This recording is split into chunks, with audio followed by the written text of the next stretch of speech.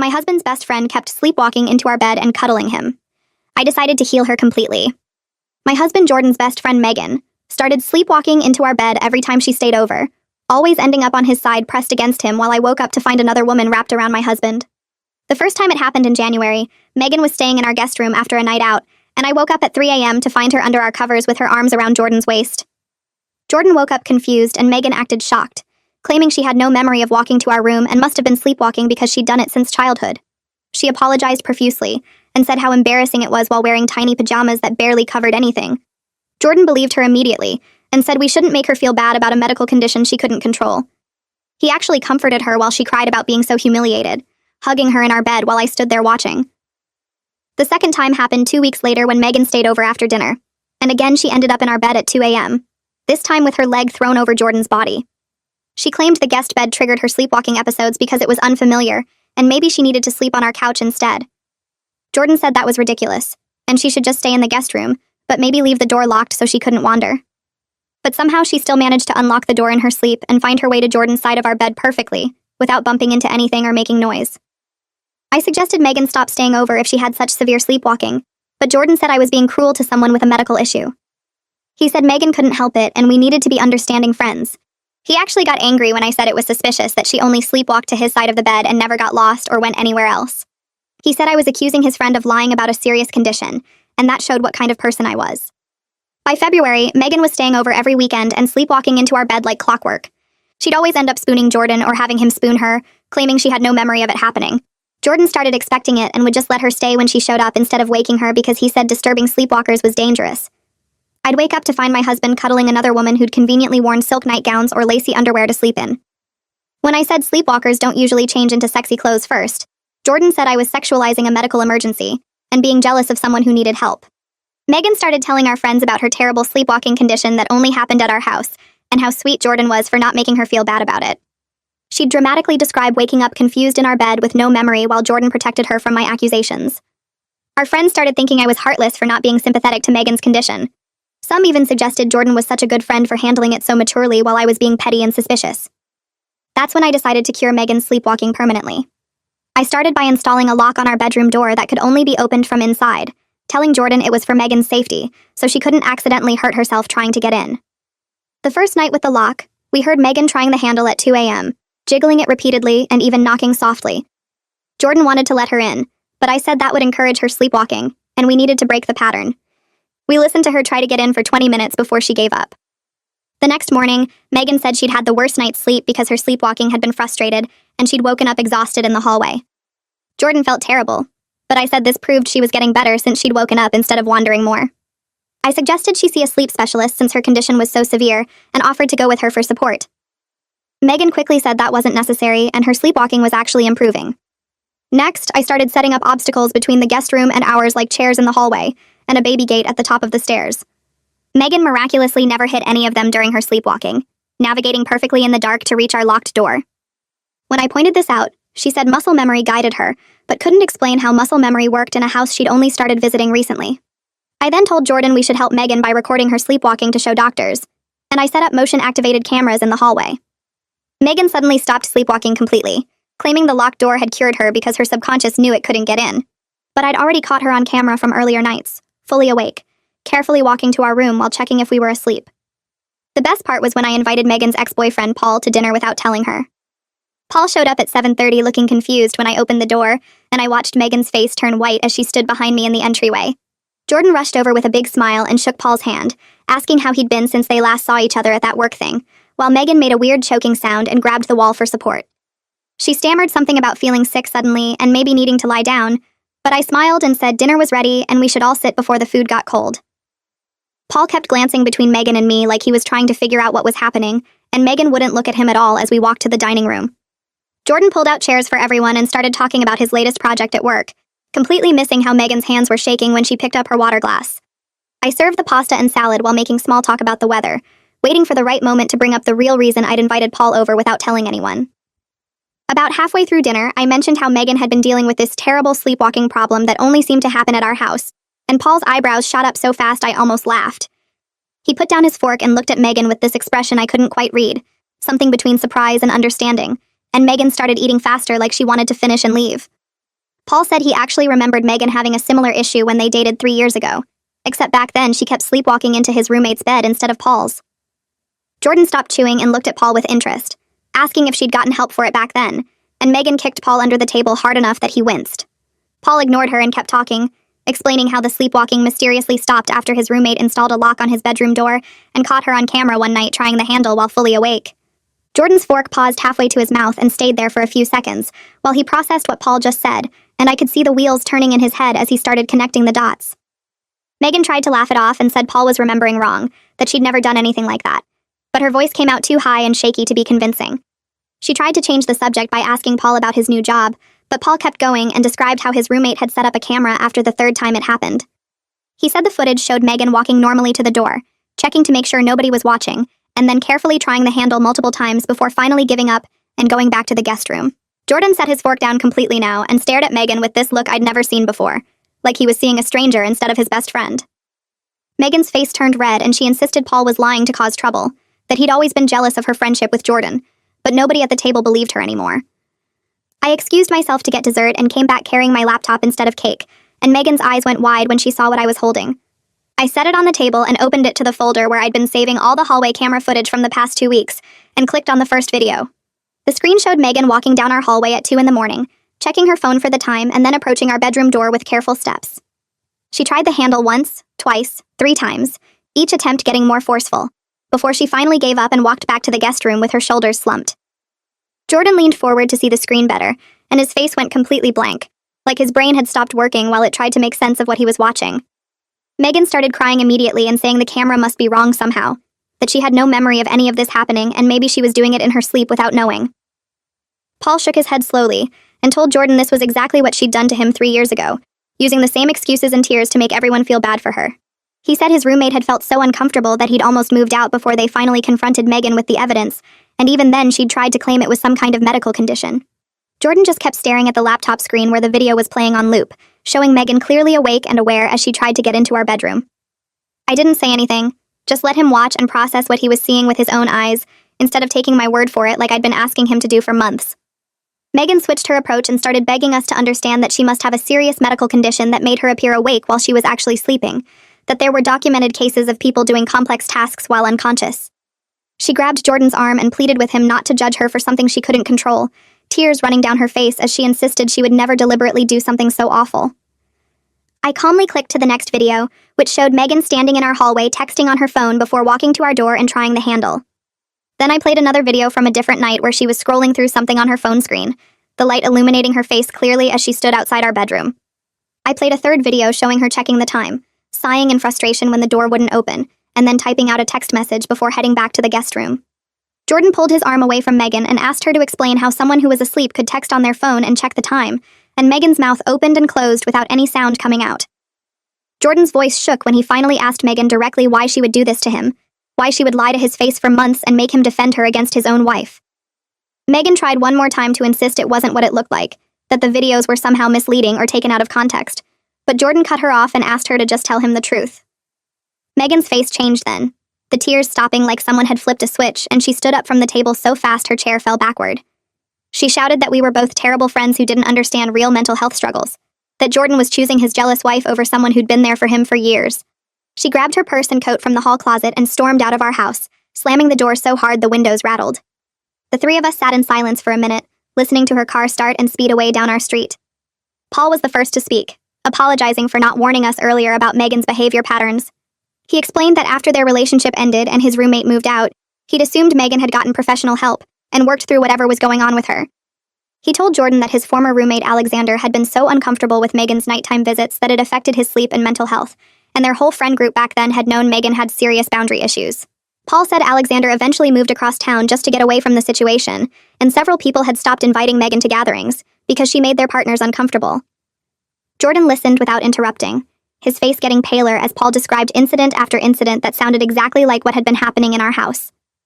Paul finished by saying he'd hoped Megan had changed in the past 3 years, but clearly she'd just found new people to target with the same manipulative behavior. Jordan sat frozen in his chair for almost an hour after Paul left, not touching his cold dinner or responding when I asked if he wanted anything. I watched him cycle through different emotions, his face showing anger and then guilt and then confusion, and then back to anger again. He kept picking up his phone like he wanted to call or text someone, then putting it back down without doing anything. I didn't push him to talk or try to make him feel better, just cleared the dinner dishes quietly and sat on the couch where he could see me if he needed me. I could tell he was processing the fact that his best friend had deliberately manipulated him for months, made him doubt his wife's sanity, and turned him into someone who defended boundary violations and gaslighting. The weight of realizing he'd been completely wrong about someone he trusted was crushing him, and he needed time to work through it on his own terms. The next morning, Jordan called Megan before I was even fully awake, and I could hear him talking in the kitchen while I got dressed. His voice was firm when he told her she wasn't welcome at our house anymore, and needed to get professional help for her behavior. I walked in to find him pacing by the counter with his phone pressed to his ear, and I could hear Megan's voice getting higher and more desperate through the speaker. She tried the crying routine again, sobbing about how everyone was abandoning her, and she didn't understand what she'd done wrong. Jordan cut her off and said he'd seen the videos himself and knew she was lying about everything. Paul had confirmed she'd done this exact same thing in her previous relationship. Megan's crying stopped abruptly, and she started yelling that he was a terrible person for believing lies about her, but Jordan just ended the call and blocked her number right there while I watched. I spent the next few days watching Jordan process everything while keeping my distance emotionally. He'd pick up his phone to text someone and then put it down again, his face showing confusion and hurt. I could tell he wanted to reach out to Megan or maybe defend her still, but the evidence was too clear to ignore anymore. On Thursday morning, my phone started blowing up with texts from our friend group. I opened the messages to find Megan had sent a long post to everyone claiming I'd manipulated the camera footage using editing software and convinced Jordan to abandon her during a serious mental health crisis. She wrote that she was devastated her best friend believed his controlling wife over her, and asked everyone to pray for Jordan because he was clearly being isolated. My hands shook as I read her twisting everything to make me look like the villain. 3 different friends texted Jordan within an hour asking if he was okay, and if I was preventing him from talking to people. Jordan's face went red as he read the messages, and he actually threw his phone across the room onto the couch. He paced around our living room for 10 minutes before picking it back up and opening our group chat. I watched him type out a response, delete it, and start over twice before finally sending something. He wrote that Megan was caught on camera multiple times fully awake and deliberately trying to enter our bedroom, not sleepwalking like she claimed. He explained that her ex-boyfriend Paul had confirmed she did the exact same thing in a previous relationship and that his former roommate had to move out because of her behavior. Jordan finished by saying he was disappointed. So many people assumed his wife was lying without ever asking for his perspective or looking at the evidence themselves. His message sat there in the chat for almost 20 minutes with nobody responding. Then Kira sent a private message just to me saying she needed to apologize. She wrote that she'd taken Megan's side automatically without hearing me out first, and she felt terrible about it. Kira admitted she found it easier to believe a medical condition than to consider that someone they all liked would do something so manipulative and creepy. She asked if we could meet for coffee so she could apologize in person. I agreed, and we met at a cafe near my work the next afternoon. Kira looked uncomfortable when she sat down across from me, fidgeting with her coffee cup and not making eye contact at first. She started by saying she was sorry for not believing me when I tried to explain what was happening. Then she told me something that made my stomach drop. She confessed that Megan had tried to cuddle with her husband during a movie night at their place last year, when Kira went to the bathroom. Megan had scooted right up against him on the couch and put her head on his shoulder, claiming she was cold and just being friendly when Kira came back. Kira had brushed it off as awkward social skills at the time, but now she could see it was part of a bigger pattern. She said her husband had mentioned feeling uncomfortable, but they'd both decided not to make it weird by bringing it up. I thanked her for telling me and said I understood how hard it was to see someone you trust in a different light. Over the weekend, more stories started coming out from our friend group. Another couple admitted Megan had made inappropriate comments about the husband's body during a pool party and touched his chest while laughing it off as a joke. Someone else mentioned she'd sat in their boyfriend's lap at a barbecue claiming all the chairs were taken, even though there were empty seats everywhere. Another friend said Megan had asked her husband for a back rub at a dinner party and got mad when he refused. Jordan sat on our couch reading all these messages with his head in his hands. He looked devastated as he realized he'd spent months defending someone who made multiple people uncomfortable, but nobody wanted to speak up about because she was his best friend. I felt bad for him even though part of me was still angry he hadn't believed me sooner. On Sunday afternoon, my sister Eliza drove up from 2 hours away after I called her and told her everything that happened. She walked into our house and immediately hugged me for a solid minute without saying anything. Then she turned to Jordan and told him directly that he owed me a massive apology for dismissing my concerns so completely. She said I'd spent months being gaslit and isolated while he chose to believe someone else over his own wife. Jordan nodded and said he knew he'd messed up badly. Eliza didn't let him off easy, though. She listed specific times I'd called her crying because I felt crazy and alone in my own home while Jordan defended Megan. She told him that kind of damage doesn't just go away because the other person is gone now. Jordan listened without trying to defend himself, and when Eliza finished, he turned to me. He apologized for real this time, Not just saying sorry, but actually listing out each time he dismissed what I said and made me feel like I was being jealous or paranoid. He admitted he was, so invested in seeing Megan as his harmless best friend that he refused to consider she could be manipulative. Jordan said he understood if I was angry with him for choosing her word over mine repeatedly, and he wanted to work on rebuilding my trust however long that took. I told him I appreciated the apology, but we needed to actually address what happened, not just say sorry and move on. We scheduled a couples therapy session for the following week, because even though Megan was gone, the damage to our marriage from months of him dismissing me needed to be worked through properly. The therapist we saw was a woman in her 50s who listened to both of us explain what happened without interrupting. She helped Jordan understand how his defensiveness had made me feel crazy and alone in my own home. He'd been so worried about seeming like a jealous or controlling husband that he'd overcorrected by dismissing legitimate concerns. The therapist pointed out that trusting your partner isn't the same as being controlling, and that he'd actually damaged our marriage more by refusing to believe me. On Tuesday, Jordan got a message from Nolan, one of his coworkers. Nolan wrote that he'd noticed Megan flirting heavily with Jordan at a work event last year and thought it was inappropriate at the time. He said he'd actually mentioned it to Jordan back then, but Jordan had laughed it off as Megan just being friendly and affectionate with everyone.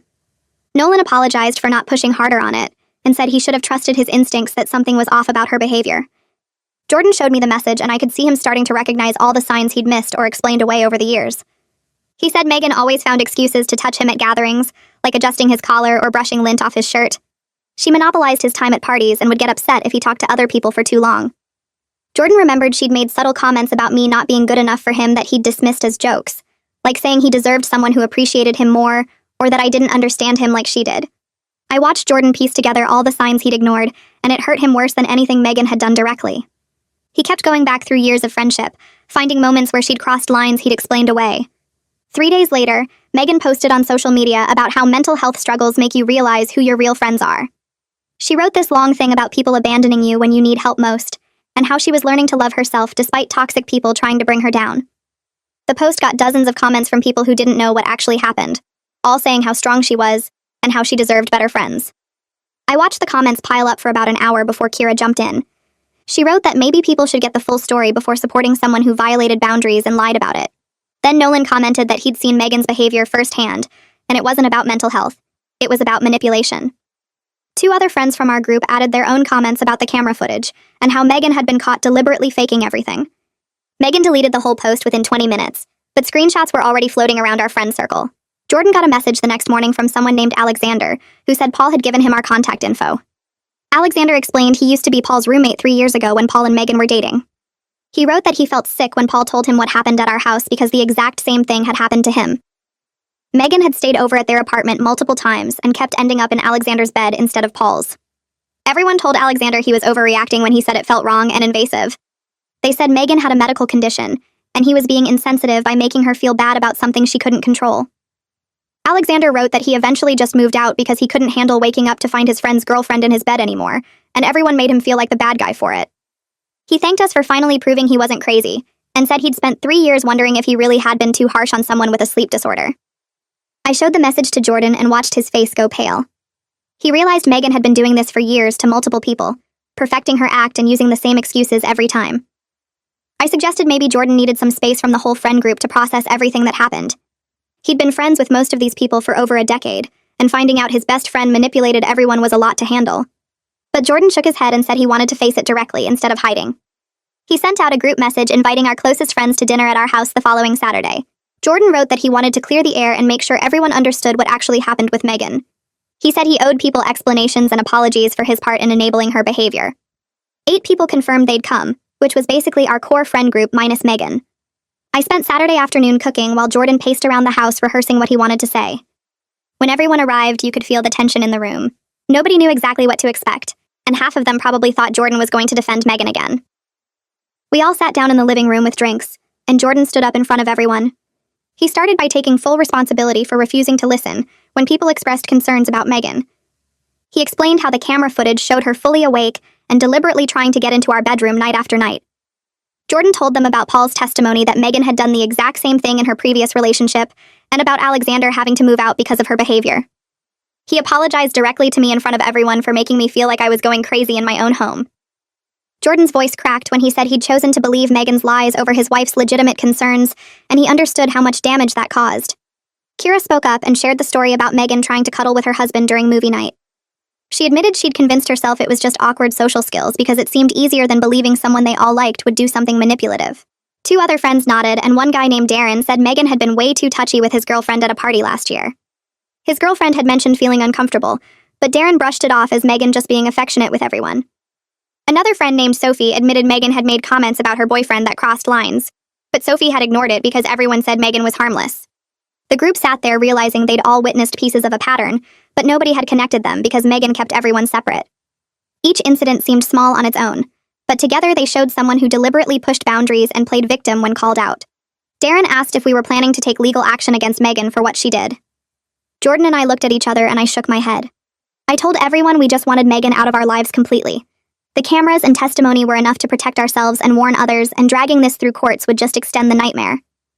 Jordan agreed and said we had the evidence we needed to make sure people knew the truth, and that was enough for us.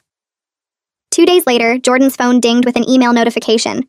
He opened it and his expression went from confused to angry in about 3 seconds. He handed me his phone without saying anything. The email was from Megan, and it went on for paragraphs about how she did have real feelings for Jordan. She wrote that her subconscious was trying to be close to him through the sleepwalking, because she'd been in love with him for years. Megan claimed she never meant to hurt anyone, and the feelings just became too strong to control. She said maybe in another life they could have been together, and she hoped someday Jordan would understand she was just following her heart. I handed the phone back and told Jordan it was just another manipulation attempt. She was trying to reframe her predatory behavior as some romantic tragedy instead of the violation it actually was. Jordan nodded and said he saw right through it. He deleted the email and then spent the next hour blocking Megan on every platform he could think of. He sent messages to mutual friends saying he wouldn't attend any events where Megan were invited, and he needed them to respect that boundary. Most people responded right away saying they completely understood, and would make sure Megan wasn't included in group gatherings anymore. A few friends who still believed Megan's version of events sent concerned messages asking if Jordan was okay, and if I was controlling who he could see. Those friends stopped getting invites to things pretty quickly, and they drifted away from the group naturally. Our next therapy session focused entirely on me working through the anger and hurt from months of being dismissed. The therapist let me talk for almost 30 minutes straight about specific times Jordan had made me feel crazy. I listed moments where I'd brought up legitimate concerns, and he'd turned it around to make me seem jealous or paranoid. The therapist looked at Jordan and said my feelings were completely justified given what I'd experienced. She helped me explain to Jordan that his defensiveness hadn't just been frustrating, it had damaged my trust in him at a basic level. I told him there were nights I'd laid awake wondering if I really was being unreasonable, if maybe I was the problem in our marriage. Jordan listened without trying to defend himself or explain away anything. When I finished, he told the therapist he understood he'd gaslit me even though he hadn't meant to. He said he'd been so worried about seeming like a jealous or controlling husband that he'd overcorrected completely. Jordan admitted he thought trusting Megan and defending her made him a good friend and good person, but he'd never stopped to consider that trusting your wife isn't the same as being controlling. The therapist nodded and said that was an important distinction he'd clearly confused. She told Jordan that believing your partner when they express concerns isn't about control, it's about respect and partnership. Jordan committed right there in the session to believing me first in any future conflicts, instead of automatically defending other people. He said he'd learned the hard way that loyalty to friends shouldn't come at the cost of dismissing your spouse. A month after everything came out, Eliza drove up from the city to check on us again. She walked through our front door and immediately looked around like she was checking for signs of damage or tension. Jordan greeted her with a hug and told her we'd been doing a lot better lately. She studied both our faces carefully before relaxing and saying she could see the difference. We sat in the living room drinking coffee while Eliza asked questions about therapy and how we were handling everything. Jordan answered honestly about how hard it had been to accept what Megan did and how much work he was putting into rebuilding my trust. Later, Eliza pulled me into the kitchen while Jordan was in the bathroom and put her hand on my arm. She said she was really proud of how I handled the whole situation. She told me that most people would have just exploded and caused a huge scene, but I stayed calm and collected evidence that nobody could argue with. She said the camera footage and Paul's testimony gave me concrete proof that protected me from being painted as the jealous, crazy wife. I appreciated her saying that because there were definitely moments when I wanted to just scream at Megan or make a scene. Eliza hugged me tight and said she knew it took strength to be strategic instead of emotional, especially when I had every right to be furious. Paul and his girlfriend started coming over more often after the dinner confrontation. His girlfriend's name was Rachel, and she was really easy to talk to. The four of us would have dinner or watch movies, and it felt good to have friends who understood what we'd been through with Megan. Rachel mentioned one night that she'd always felt weird around Megan but couldn't figure out why. She said Megan would stand too close to Paul or touch his arm when talking, and it made Rachel uncomfortable. Rachel told us she thought maybe she was being insecure or jealous until Paul explained Megan's history. She said knowing about the pattern with Paul's old roommate and then what happened with Jordan made everything click into place. Paul nodded and said Megan was really good at making her behavior seem innocent or friendly, so people doubted their own reactions. Jordan and I both understood that feeling completely. We bonded over sharing stories about times Megan crossed boundaries and made us feel crazy for noticing. Rachel said she was glad we all had each other now and didn't have to deal with Megan's manipulation anymore. Jordan texted me one afternoon saying he'd just seen Megan at the grocery store. He said she spotted him in the produce section and started walking toward him with this hopeful look on her face. Jordan immediately turned and walked the other direction without acknowledging her. He grabbed what he needed from a different aisle and headed toward the checkout, but Megan followed him. She kept calling his name and saying they needed to talk. Jordan ignored her and kept walking faster. He said she followed him all the way out to the parking lot, talking the whole time about how she could explain everything if he'd just listen. Jordan got to his car and unlocked it while Megan stood there still trying to get him to engage. He climbed in, started the engine, and backed out while she was mid-sentence about missing their friendship. He drove away and watched her standing alone in the parking lot in his rearview mirror. When he got home, he looked shaken up, but also relieved that he'd held firm and not let her draw him into conversation. A few days later, I got a message from Megan on social media. The message was long and said she wanted to apologize to me directly and take full responsibility for everything she'd done. She wrote about how she'd been working on herself and seeing a therapist and understanding why her behavior was wrong. She said she knew I had no reason to trust her, but she wanted to at least try to make things right. I read the whole message and felt nothing but tired. I showed it to Jordan and he said it was probably just another attempt to get back into our lives. I remembered what our therapist said about engaging with manipulative people. She'd warned me that responding to Megan would just open the door for more contact and manipulation. Megan would see any response as permission to keep trying. I closed the message without replying and blocked her on that platform too. Jordan said I made the right call and we didn't owe her anything, not even acknowledgement of her apology. 3 months had passed since the dinner where everything came out. Jordan and I were sitting on the couch one evening when he suddenly said he felt really embarrassed about how blind he'd been. He talked about all the signs he'd missed or explained away over the months. I could see he was genuinely struggling with feeling stupid for not seeing what was so obvious in hindsight. I reminded him that manipulative people are experts at manipulation. I told him Megan targeted him specifically because she knew his personality. She knew he was loyal and kind and would defend a friend against accusations. She used his good qualities against him by making him think protecting her meant he was being a good person. Jordan nodded slowly and said he'd been so worried about seeming controlling or jealous that he went too far the other way. I squeezed his hand and said what mattered was that he saw the truth now and was working to make things right. We had a serious conversation that same week about boundaries for overnight guests.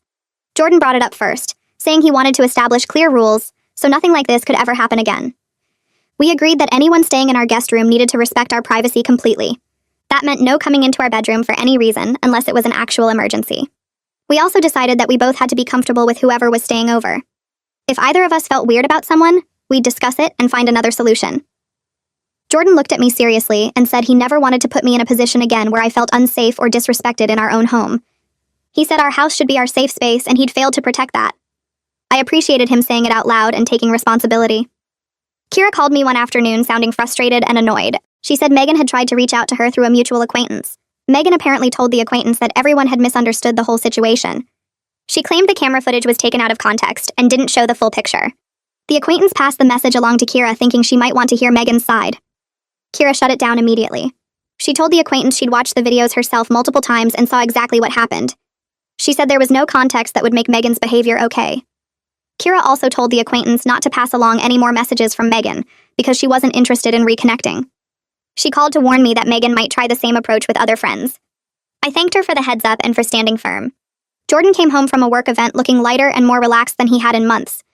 He told me the event had been really fun and he'd actually gotten to have real conversations with his coworkers.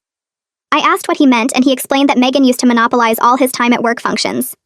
She'd constantly interrupt when he was talking to other people or pull him away to deal with some crisis only he could help with. His coworkers had apparently felt excluded, or like they couldn't get to know Jordan because Megan was always there. Nolan pulled Jordan aside at the event and mentioned how nice it was to actually talk to him without interruptions. Nolan said other people at work had noticed the difference too, and everyone seemed relieved. Jordan realized Megan hadn't just affected our home life, but had isolated him socially at work too. He said it felt good to rebuild those professional relationships. In therapy, I had a breakthrough about my own mental state over the past months. I realized I'd been doubting my own perceptions and instincts about everything, not just the situation with Megan. I second-guessed myself at work, with friends, even about small daily decisions. The therapist helped me see that being gaslit for months had damaged my confidence in my own judgment. Every time Jordan dismissed my concerns or made me feel paranoid, it chipped away at my ability to trust myself. I'd started questioning whether I was really seeing what I thought I was seeing in other situations too. Working through all of this in therapy helped me understand that my instincts had been right all along. The therapist validated that my concerns were always legitimate and reasonable. She helped me practice trusting my perceptions again and recognizing when someone was trying to make me doubt reality. Jordan surprised me on Friday by saying he'd booked us a weekend trip to a bed and breakfast 2 hours away. He said he wanted us to reconnect and focus on our marriage without any reminders of Megan or the mess she'd caused. We drove up Saturday morning and spent the weekend walking around the small town, eating good food and just talking. Jordan brought up what we both needed to feel secure going forward. I told him I needed him to believe me when I expressed concerns instead of automatically defending other people. He said he needed me to be patient with him as he learned to be a better partner and not dismiss my feelings. We talked about rebuilding trust and how it would take time, but we were both committed. The trip felt like a reset button for us. We came back home Sunday night feeling more connected than we had in almost a year. Monday morning, Jordan brought me coffee in bed and sat down on the edge of the mattress. He told me he was grateful I didn't give up on our marriage even when he was being stubborn and dismissive about everything. He said watching the camera footage was like seeing a completely different person than the friend he thought he knew for years. The whole experience made him question his judgment about everything in his life.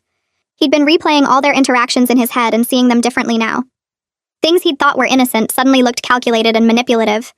He admitted he felt stupid for missing all the signs that seemed so obvious now. I squeezed his hand and told him manipulative people are good at what they do. That's why it works. We talked for almost an hour about how we both needed to move forward without letting this damage us permanently. We got back from the trip feeling more connected and committed to working through the damage together. Jordan started being more attentive to my feelings in ways he hadn't been before. When I expressed concerns about anything, he actually listened instead of immediately defending other people or dismissing what I said. He asked questions and tried to understand my perspective, even when it was uncomfortable for him. I noticed him making real effort to check in with me about decisions that affected both of us. He stopped assuming he knew what was best and started treating me like an equal partner whose opinions mattered. The change felt genuine because it showed up in small daily moments, not just big conversations. He'd pause before responding to things and actually consider what I was saying instead of reacting defensively. 3 days later, Alexander sent Jordan a long email thanking us for exposing Megan's pattern. He said he'd felt gaslit and crazy during his experience with her years ago. Everyone told him he was overreacting to innocent sleepwalking, and he started doubting his own perceptions. He moved out of his apartment instead of dealing with the situation because nobody believed him. Knowing other people experienced the same thing and that we believed him helped him feel less paranoid about his own judgment. Jordan showed me the email, and we both felt bad that Alexander had gone through that alone. Jordan wrote back saying he wished he'd known about it sooner, because maybe he would have recognized the pattern earlier. Alexander responded that he'd tried to warn people, but Megan was good at making herself look like the victim. She'd told everyone Alexander was cruel for abandoning his friend during a medical crisis. Our friend group settled into a new normal without Megan over the next few weeks. People started commenting that gatherings felt more relaxed now. Nobody was walking on eggshells or managing someone's constant need for attention and validation. Conversations flowed naturally without someone steering everything back to themselves. Several friends admitted they'd always felt slightly on edge around her, but couldn't articulate why until the pattern became obvious. Kira mentioned she used to feel exhausted after hanging out with Megan because everything required so much emotional energy. Another friend said she'd noticed Megan always positioned herself physically between couples at parties, but thought she was just being friendly. Now everyone could see how she'd been manipulating group dynamics the whole time. The relief in the group was obvious even though nobody wanted to seem mean by saying it out loud. Thursday afternoon, I found an envelope on the kitchen counter with my name written on it in Jordan's handwriting.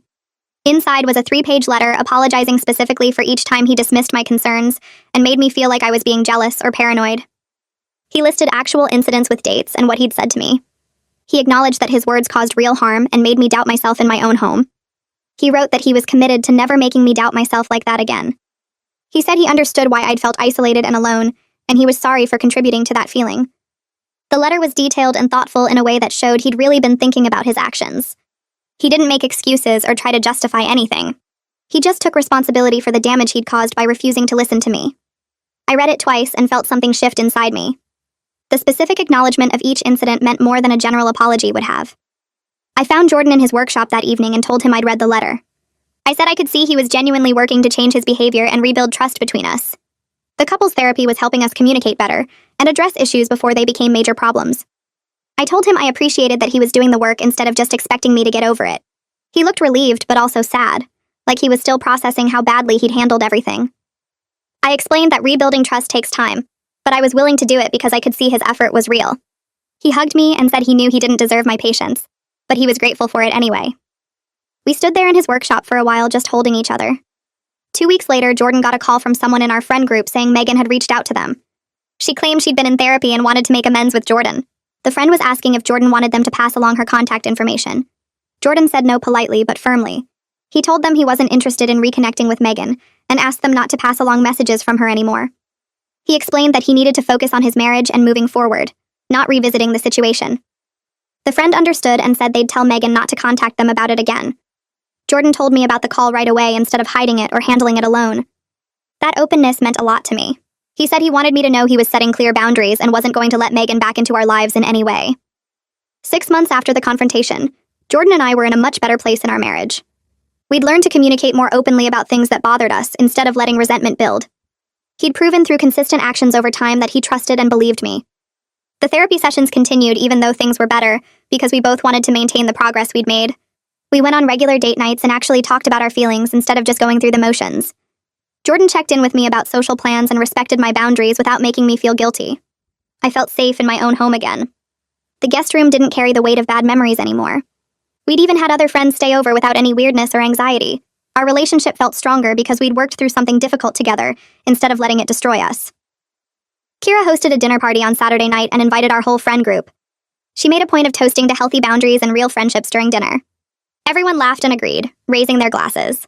The toast acknowledged how much better the group dynamics were without someone constantly manipulating situations for attention. Nobody said Megan's name, but everyone knew what Kira meant. The evening felt light and fun in a way gatherings hadn't felt in a long time. People relaxed and enjoyed themselves without managing someone else's drama. Jordan and I left that night feeling grateful for the friends who'd supported us through everything, the ones who'd been willing to see the truth even when it was uncomfortable. Tuesday afternoon, I ran into Megan at a local restaurant while picking up takeout. She was standing near the counter and turned around right as I walked in. Her face went through several expressions before settling on something that looked like regret. She walked over and said she wanted to apologize to me directly. She claimed she'd been working on herself in therapy and understood now that her behavior was wrong. I looked at her calmly and told her I appreciated she was getting help, but I wasn't interested in having any relationship with her. She started to say something else, but I walked away to place my order. She stood there for a minute looking like she wanted to follow me, but then left the restaurant instead. I got my food and drove home feeling proud of myself for handling it without anger or drama. Jordan asked how the pickup went and I told him about seeing Megan. He said he was proud of how I'd handled it with dignity and clear boundaries. He said he was glad we could both move forward without anger eating us up, even though what she did was completely wrong. I nodded and told him I felt the same way. The restaurant encounter had tested me, but I'd handled it exactly how I wanted to. No yelling, no drama, just clear boundaries, and then walking away. Jordan squeezed my hand across the dinner table and said he was learning from how I handled difficult situations. Over the next few weeks, our marriage continued getting stronger. Jordan became way more aware of boundaries with everyone, not just with situations involving women. He checked in with me before making plans that affected both of us. He listened when I voiced concerns instead of getting defensive. I learned to speak up more clearly about what bothered me instead of letting things build up. The therapy sessions helped us develop better communication patterns that actually worked. We talked through disagreements without one of us shutting down or getting angry. Our relationship felt solid in a way it hadn't before, like we'd built something stronger by working through the worst parts together. Paul called Jordan in early August to share big news. He and his girlfriend were getting engaged and wanted us to be in their wedding party. Jordan accepted immediately and congratulated him. That Saturday, we met them for a celebration dinner at their favorite restaurant downtown. Paul's girlfriend showed off her ring and talked excitedly about wedding plans. During appetizers, Paul raised his glass and made a toast about finding the right person and surrounding yourself with good friends who actually care about you. Then he grinned at me and added that at least they knew I was really good at spotting red flags and solving problems in smart ways. Everyone laughed and Jordan agreed, saying I'd definitely proven that skill. Paul's girlfriend said she felt lucky to have friends like us who would look out for them. The evening felt easy and fun, celebrating something happy without any weird tension or drama hanging over it. We left that night feeling grateful that something good had come from the mess with Megan. Paul had found someone who made him genuinely happy, and we'd all become closer friends through everything. A few weeks later, I came home from grocery shopping to find Jordan in the garage surrounded by wood pieces and tools. He'd set up a whole woodworking area without telling me. I asked what he was doing and he said he'd started a new hobby. He wanted to build things with his hands, create something real and lasting. Over the next month, he spent evenings and weekends out there working on a project he wouldn't let me see. He came inside with sawdust in his hair and on his clothes, looking tired but satisfied. Finally, in September, he brought a beautiful wooden jewelry box into the bedroom. The craftsmanship was incredible for someone who'd just started. He'd carved designs into the lid and lined the inside with soft fabric. Jordan handed it to me and said he wanted to make something meaningful that showed how much our relationship mattered to him. He said the box represented his commitment to us, something solid and carefully built that would last. I ran my fingers over the smooth wood and felt tears starting. The gift meant more than any store-bought thing, because he'd put real time and effort into creating it specifically for me. Around the same time, I started reaching out to friends I'd drifted away from during the months when Megan was around. She'd taken up so much space in our social life that other friendships had fallen by the wayside. I called my friend Rachel, who I used to meet for coffee every week. She answered right away and sounded happy to hear from me. We met up that Thursday, and she said she'd been wondering what happened but didn't want to intrude or seem nosy. I explained the whole situation with Megan and how it had finally gotten resolved. Rachel admitted she'd sensed something off about Megan the few times they'd met, but couldn't put her finger on what exactly. She was relieved things had worked out and said she'd missed our regular hangouts. Over the next few weeks, I reconnected with several other friends the same way. They were all supportive and glad to hear Jordan and I had worked through everything. A few mentioned they'd noticed me seeming stressed or distant, but hadn't known how to bring it up. Getting those friendships back felt like reclaiming parts of my life that had been slowly disappearing. In October, Kira sent a message to our whole friend group suggesting we plan a vacation together. She proposed renting a beach house for a long weekend. Everyone responded with excitement, and we picked dates that worked for most people. The planning process itself felt different from it used to. Nobody had to manage anyone's drama or walk on eggshells about who could room with who. We just made straightforward decisions about logistics and what activities sounded fun. The actual trip in November was even better. We spent days on the beach, cooked meals together, played games at night, and just relaxed. Nobody created tension or demanded constant attention. One evening, while we were all sitting around the fire pit, Kira said out loud that this was what normal friendships were supposed to feel like. Everyone laughed and agreed. Jordan squeezed my shoulder and said he was glad we had friends who actually cared about each other instead of using people for validation. The whole weekend reminded me what healthy relationships looked like. When we got back from the trip, Jordan got called into his boss's office. I worried something was wrong, but he came home that evening grinning. He'd gotten promoted to senior project manager with a significant raise. His boss had praised his work quality and leadership over the past year. That night at dinner, Jordan said something that surprised me. He told me part of his success came from having more mental energy now. When Megan was constantly around, her demands for attention and validation had drained him even at work. He'd spent mental energy managing her feelings and dealing with the tension at home. Now that she was completely out of our lives, he could focus properly on his job and other things that actually mattered. His coworkers had noticed the change too.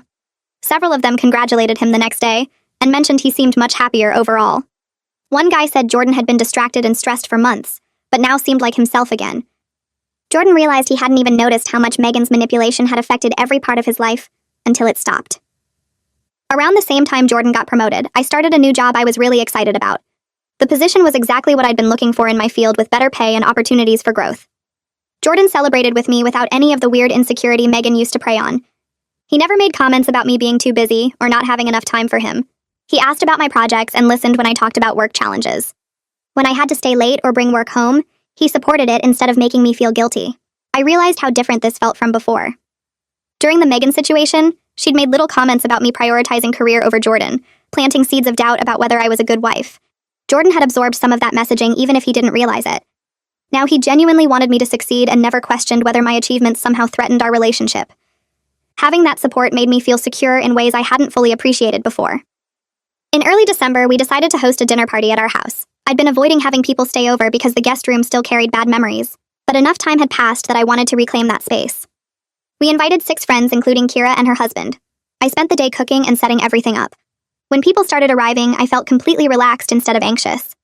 The guest room was just a room again, not a source of stress. We ate dinner, played board games, and some people ended up staying over because they'd had too much wine. I offered the guest room to Kira and her husband without any weird feelings.